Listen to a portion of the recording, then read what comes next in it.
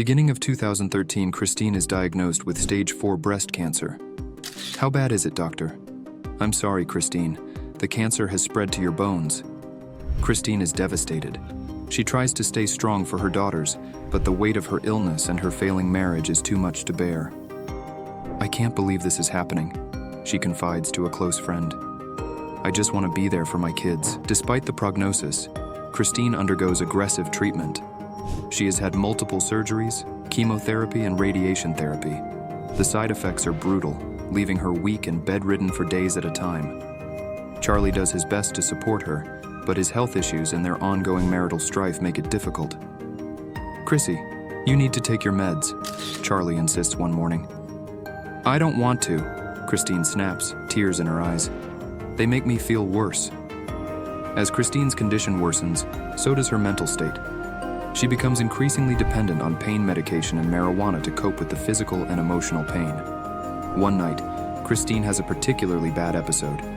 She locks herself in the bathroom and refuses to come out. Chrissy, please open the door, Charlie pleads. Leave me alone, she screams back.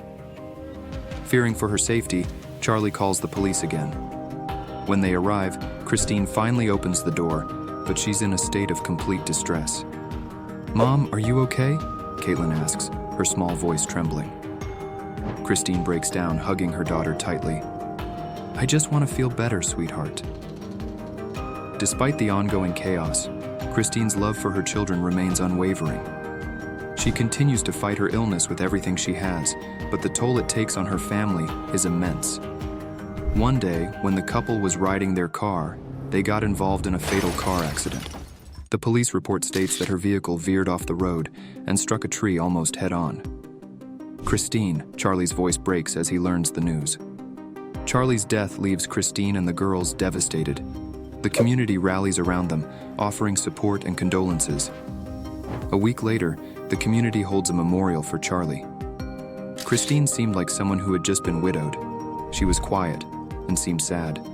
The girls seemed very upset. The next few months are tough in the villa's home. They spent a lot of time together watching movies, eating pizza, just kind of being there. She had a lot of people helping her. People from the church providing her with firewood and helping her take care of things, bringing food and clothes for the girls. Despite the support, Christine could not seem to forgive herself. Christine didn't cope too well after the crash. She suffered more depression and was feeling like she was the cause of her husband's death. She was missing him a lot. By the summer of 2010, less than a year after the crash, Christine had withdrawn completely from the couple's old friends. She was not taking her medication, she wasn't doing counseling. She wasn't able to sleep at all anymore. Christine spends a lot of those sleepless nights online, fighting off her loneliness. I'm Christine, dating site. We got a kick out of each other's sense of humor. Kevin Leland becomes Christine's confidant, and she becomes his. I told her how I went from riches to rags all of a sudden with the housing market crash and the economy and my divorce. After just a few weeks of emailing, texting, and talking on the phone, they share their darkest secrets. Moments later, Christine confesses her own. Can I tell you something? Sure. What is it?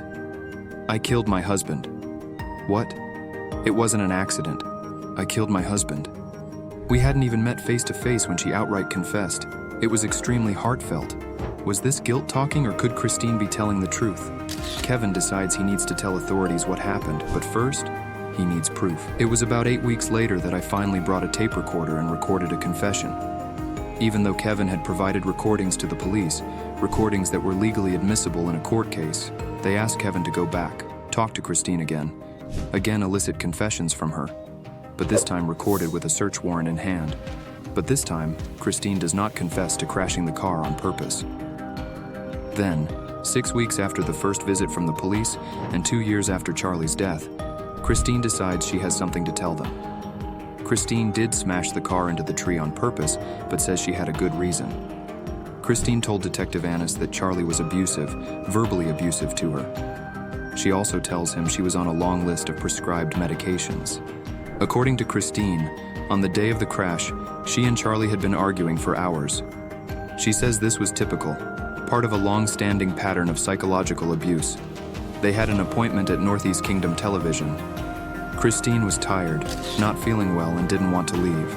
She thought Charles should do the same thing since he wasn't feeling well. He insists they finish taping the show. Afterward, the argument continues.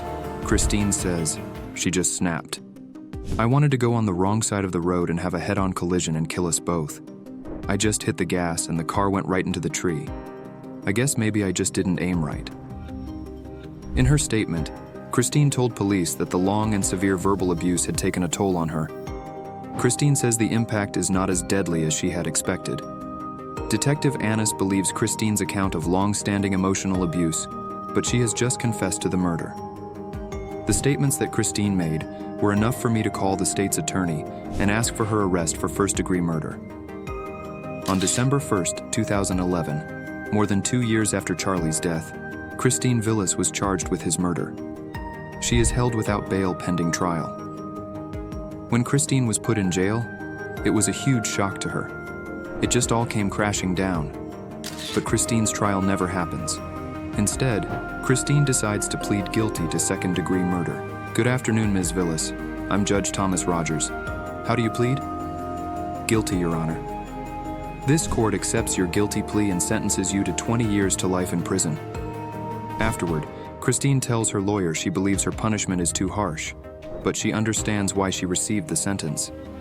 Christine acknowledges that in a moment of weakness, she decided to end her husband's life and her own. I should have just gotten out of the car. Christine's friends still don't know what to believe. A lot of them didn't believe it at all.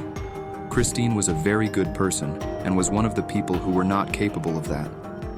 But sometimes, life gets to a point where you feel that everything is against you, and that's when you can make a very bad decision. Christine remains behind bars to this day.